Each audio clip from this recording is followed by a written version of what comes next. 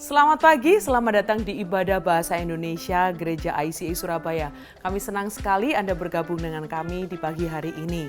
Baiklah, sebelum kita mulai ibadah pagi ini, berikut adalah informasi penting untuk Anda ketahui. ICA kembali mengadakan acara untuk para wanita di ICA pada hari Sabtu 27 Agustus di ICA East dan West. Pendaftaran akan dibuka pada tanggal 14 Agustus. Acara ini gratis sehingga jangan lewatkan kesempatan ini untuk mengajak kerabat dan teman-teman Anda untuk datang. Sampai jumpa. Kelas Ministry 101 kembali dilaksanakan untuk kedua kalinya di tahun ini. Kelas ini wajib dihadiri oleh Anda yang baru bergabung menjadi volunteer di ICA ataupun sudah melayani di ICA. Mari catat tanggalnya 21 Agustus hari Minggu jam 2 sampai jam 4 sore di ICA West, ruang MPR. Bagi Anda yang ingin tahu lebih banyak tentang pelayanan di ICA, Anda juga diperbolehkan untuk hadir. Melalui kelas ini, Anda akan diperlengkapi untuk menjadi seorang pelayan yang terus bertumbuh di ICA. ICA Volunteers, sampai jumpa di kelas Ministry 101. ICA Surabaya mengadakan ibadah online dan juga ibadah onsite di hari Minggu. Ibadah Bahasa Indonesia dilaksanakan pada jam 8 pagi dan ibadah Bahasa Inggris dilaksanakan pada jam 10 pagi. Untuk mendapatkan lokasi gedung gereja kami ataupun link ibadah online, Anda dapat kunjungi website kami di www.icasby.com atau buka aplikasi Church Center Anda. Demikianlah informasi yang perlu Anda ketahui. Selamat hari Minggu.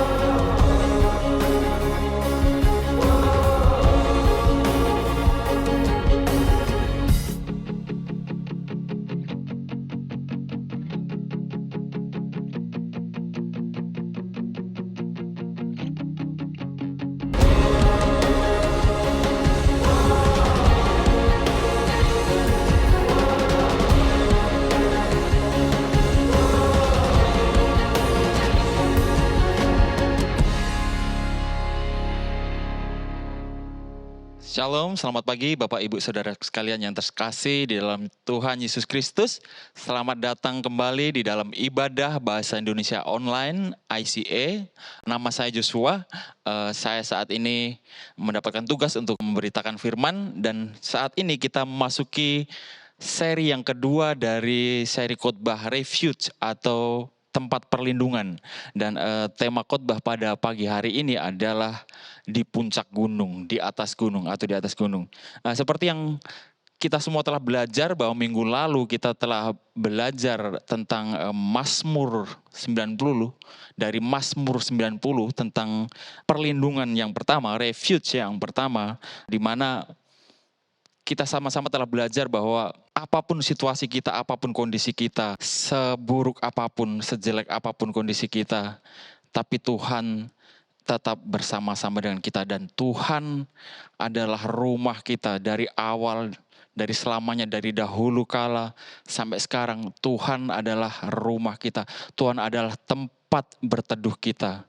Dan kita sudah seharusnya sebagai orang percaya mengambil langkah, mengambil sikap untuk selalu tertuju kepada Tuhan, untuk selalu mengandalkan Tuhan sebagai tempat berteduh kita. Seperti kita di dalam kehidupan kita sehari-hari, kita selalu pulang ke rumah, kita mempunyai rumah untuk berlindung, untuk berteduh dari hujan, dari panas saudara. Dan situasi apapun atau seindah apapun di luar, di tempat lain, kita selalu merindukan untuk pulang ke rumah. Dan itu juga yang Tuhan kita, Allah kita inginkan saudara. Allah menginginkan untuk kita selalu dekat dengan Dia. Allah menginginkan untuk kita selalu pulang ke rumah Dia, selalu mengejar hadiratnya saudara. Nah saudara, pagi hari ini kita akan melanjutkan seri Refuge yang kedua, yaitu kita akan ngambil ayatnya dari Mazmur 91.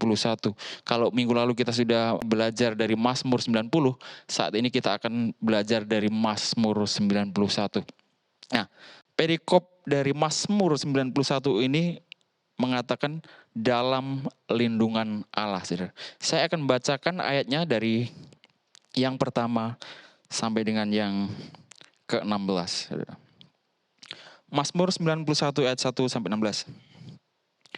Orang yang duduk dalam lindungan yang maha tinggi dan bermalam dalam naungan yang maha kuasa akan berkata kepada Tuhan, Tuhan tempat perlindunganku dan kubu pertahananku, Allahku yang kupercayai. Sungguh dialah yang akan melepaskan engkau dari jerat penangkap burung, dari penyakit sampar yang busuk. Dengan kapaknya ia akan menudungi engkau, di bawah sayapnya engkau akan berlindung. Kesetiaannya ialah perisai dan pagar tembok. Engkau tak usah takut terhadap kedahsyatan malam, terhadap panah yang terbang di waktu siang, terhadap penyakit sampar yang berjalan di dalam gelap, terhadap penyakit menular yang mengamuk di waktu petang.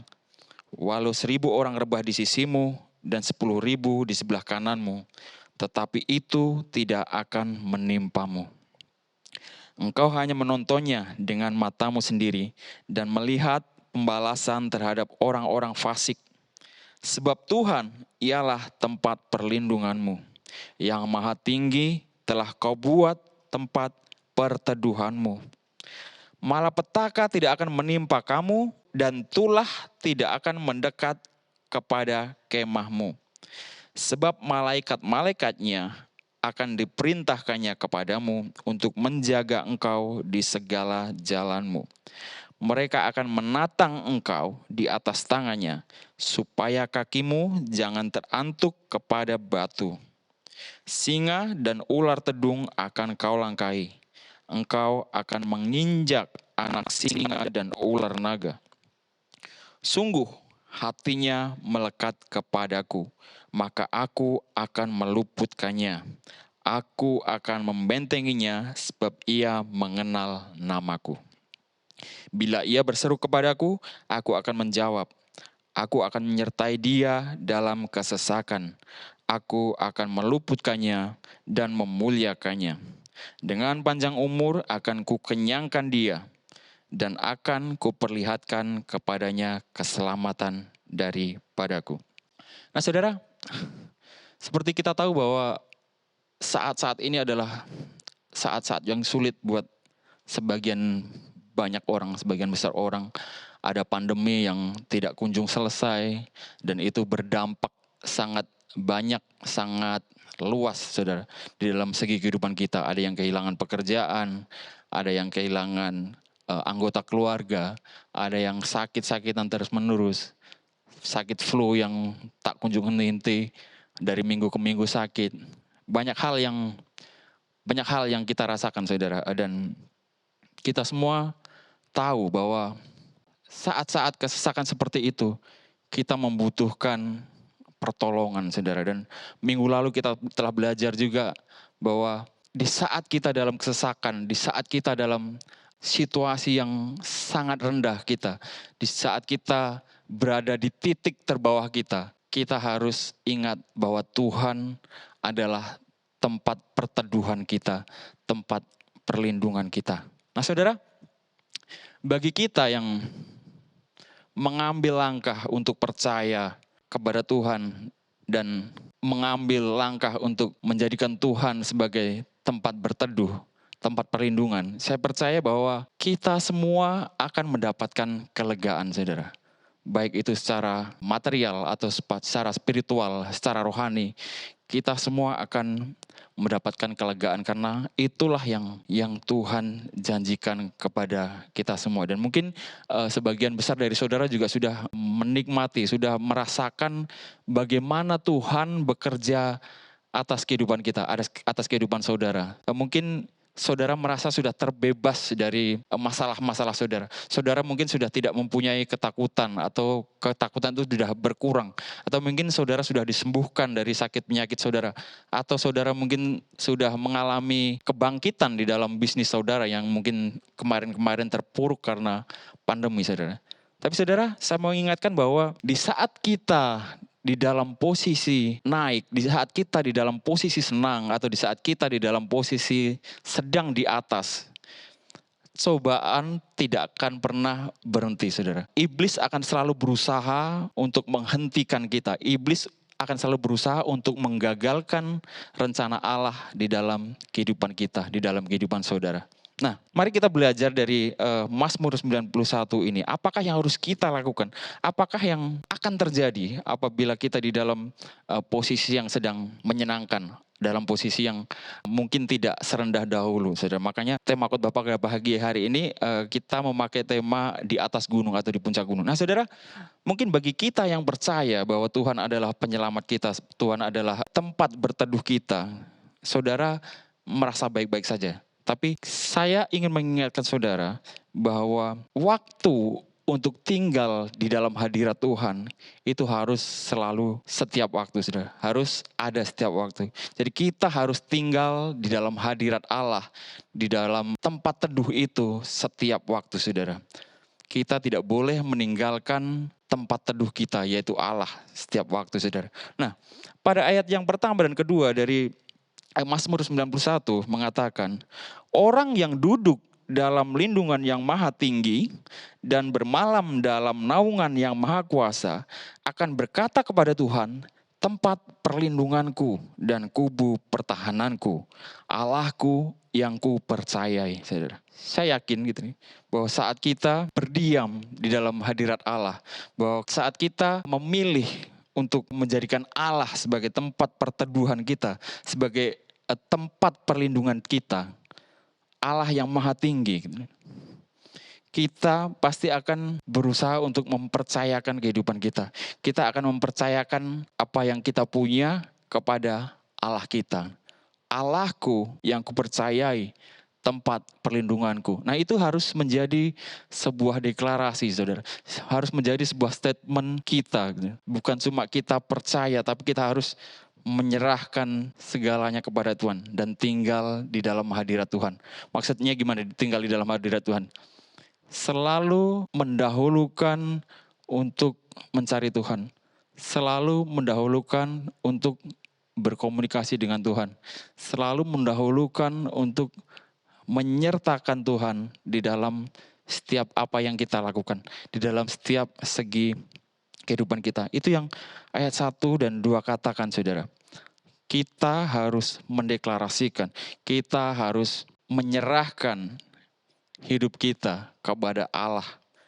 Karena Dia adalah tempat perlindunganku. Nah, saudara, Allah memperhitungkan apa yang kita lakukan saat kita mempercayakan hidup kita kepada Tuhan. Allah memperhitungkan langkah iman kita untuk mempercayakan hidup kita kepadanya.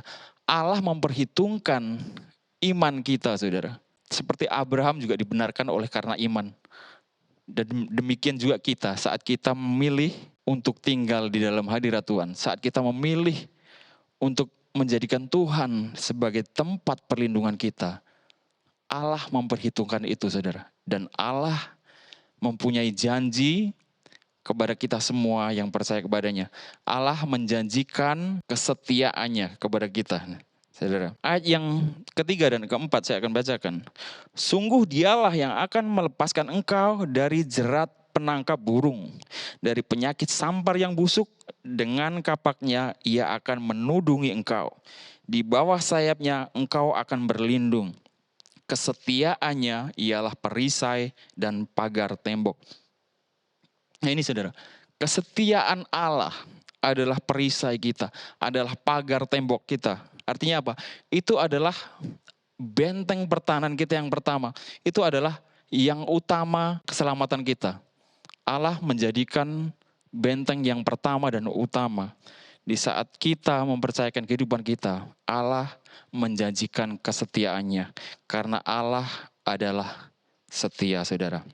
Nah yang ketiga saudara, ayat yang kelima dan keenam mengatakan, engkau tak usah takut terhadap kedahsyatan malam, terhadap panah yang terbang di waktu siang, terhadap penyakit sampar yang berjalan di dalam gelap, terhadap penyakit menular yang mengamuk di waktu petang. Itu yang dikatakan. Dari awal disebutkan memakai kata-kata siang malam, penyakit menular, penyakit sampar, panah yang terbang, kedahsyatan malam. Itu menggambarkan sebuah situasi yang kita sendiri sebenarnya nggak tahu, saudara. Sebuah situasi yang tidak pasti, situasi yang sangat susah untuk diprediksi, saudara. Seperti siapa yang tahu bahwa kita akan mengalami pandemi seperti tahun, 2 tahun, 3 tahun belakangan ini? Siapa yang pernah memperkirakan bahwa pandemi ini akan memakan banyak korban dan juga berlangsung begitu lama? Dan saya juga merasakan di saat pandemi ganas-ganasnya, kita semua merasakan ketidakpastian di dalam hidup kita. Kita merasakan ancaman dari manapun. Kita mau keluar rumah, kita nggak berani. Kita sekedar mau berbelanja, tidak berani. Kita mau sekedar menengok teman atau saudara yang sakit, tidak berani. Segala hal menjadi tidak pasti ini. Segala hal menjadi menakutkan, saudara. Tapi Allah berjanji bahwa di dalam ketidakpastian itu, Allah akan tetap melindungi kita, saudara. Allah akan tetap bekerja di dalam ketakutan kita. Gitu. Saat kita mengalami hal-hal yang kita tidak tahu akhirnya akan seperti apa.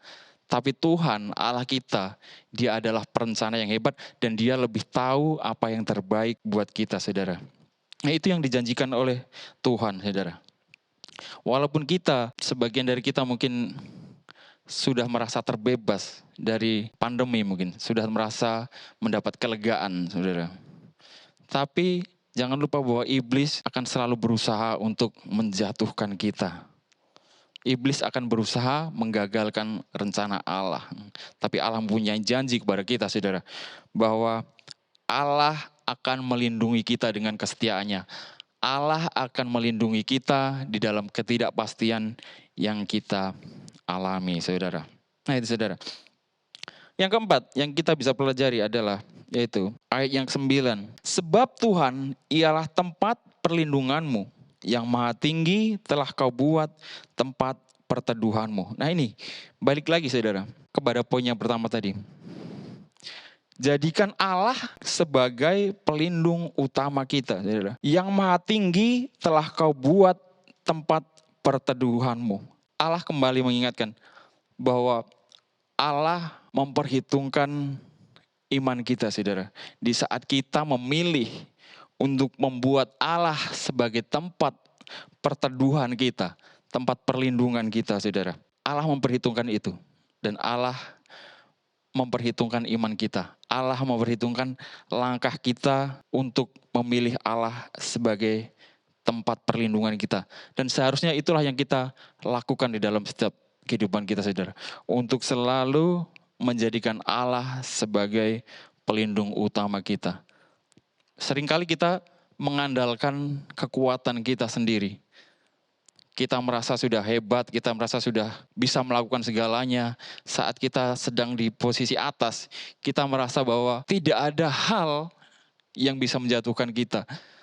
Saat kita merasa kita mempunyai hubungan yang baik dengan Tuhan, seringkali kita juga terlena, saudara, terlupa bahwa iblis tetap bekerja keras siang dan malam, saudara.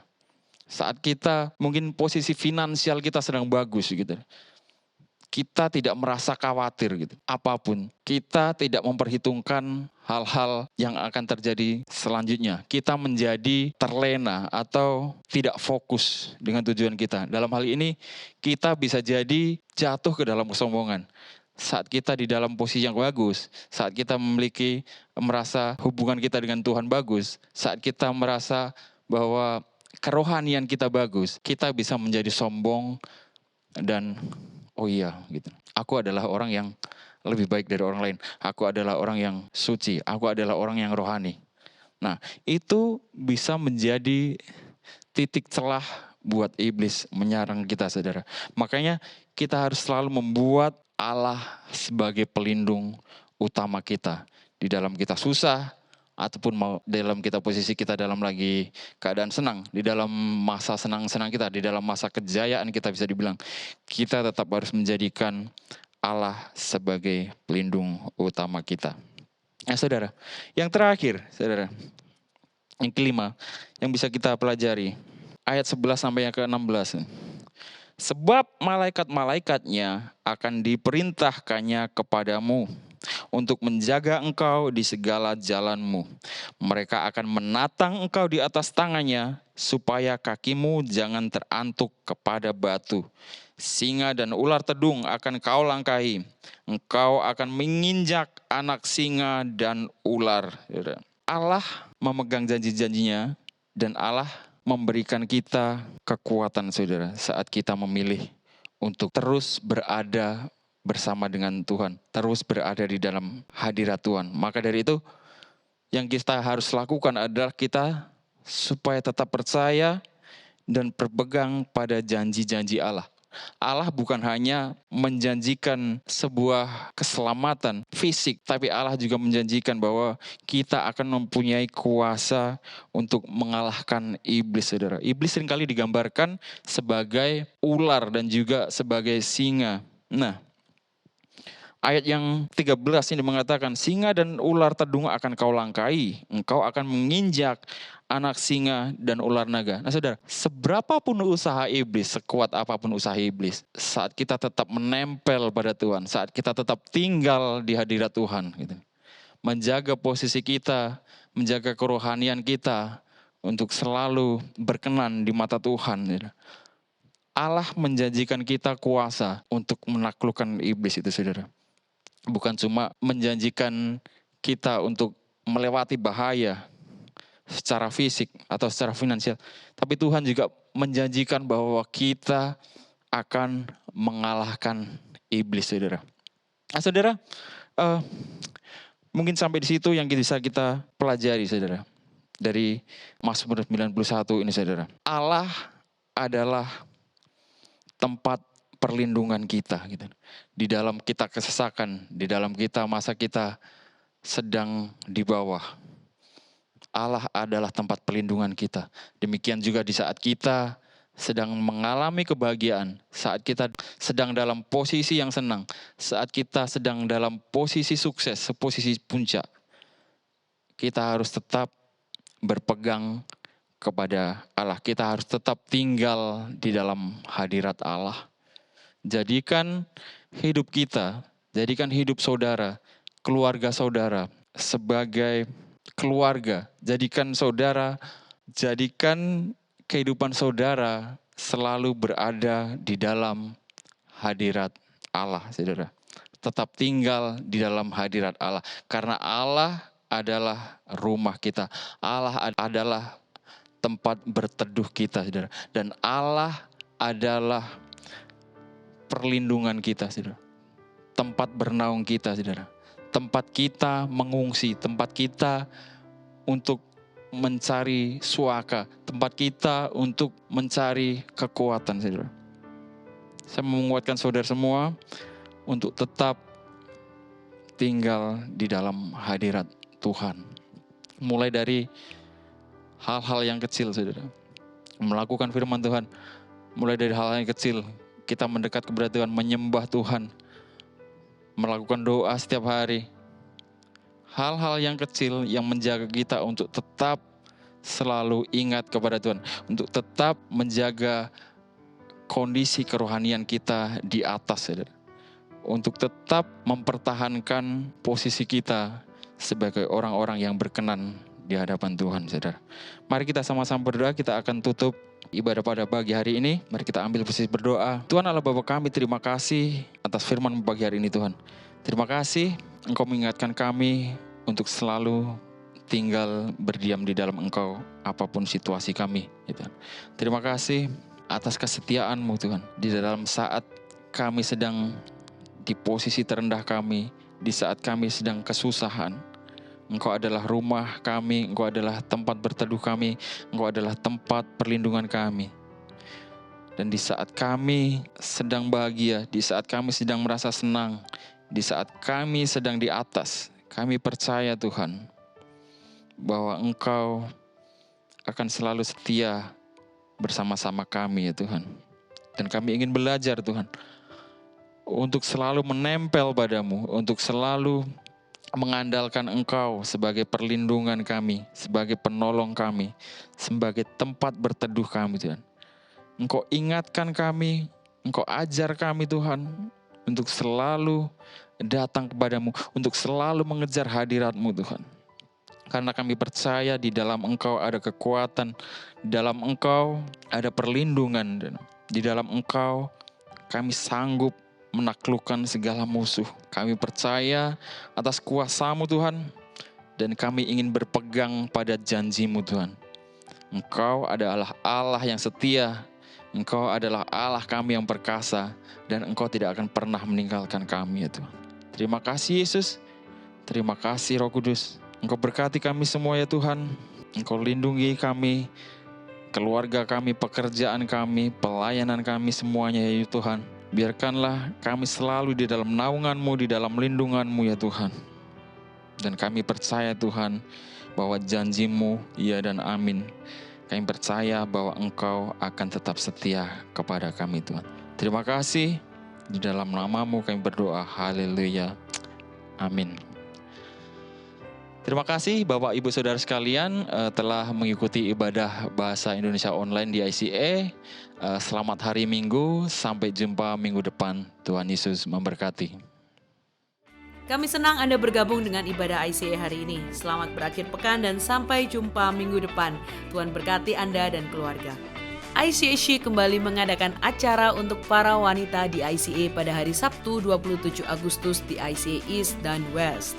Pendaftaran akan dibuka pada tanggal 14 Agustus. Acara ini gratis sehingga jangan lewatkan kesempatan ini untuk mengajak kerabat dan teman-teman Anda untuk datang. Sampai jumpa! Kelas Ministry 101 kembali dilaksanakan untuk kedua kalinya di tahun ini. Kelas ini wajib dihadiri oleh Anda yang baru bergabung menjadi volunteer di ICA ataupun sudah melayani di ICA. Mari catat tanggalnya 21 Agustus hari Minggu jam 2 sampai jam 4 sore di ICA West, ruang MPR. Bagi Anda yang ingin tahu lebih banyak tentang pelayanan di ICA, Anda juga diperbolehkan untuk hadir. Melalui kelas ini, Anda akan diperlengkapi untuk menjadi seorang pelayan yang terus bertumbuh di ICA. ICA Volunteers, sampai jumpa di kelas Ministry 101. Kelompok kecil adalah cara terbaik untuk terhubung dan bertemu dengan lebih banyak teman di ICA.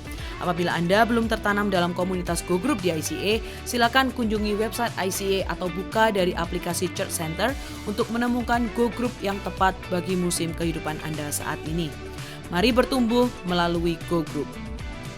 ICA Prayer Service diadakan setiap hari Selasa pada pukul 6.30 sampai 7.30 malam lewat Zoom. Anda bisa mengunjungi Instagram kami @ICSBY untuk mendapatkan meeting ID-nya. Mari menyembah dan berdoa bersama. Memberikan persembahan menjadi semakin mudah. Silakan scan QR Code di layar dengan menggunakan aplikasi bank Anda atau kunjungi icasby.com/giving untuk informasi lebih lanjut. Kami rindu untuk bisa mendoakan Anda. Bagikan pokok doa Anda melalui tautan bit.ly/ICA Prayer Online dan bersama kita melangkah dan percaya bahwa Tuhan bekerja. ICA Surabaya mengadakan ibadah online dan juga ibadah onsite di hari Minggu.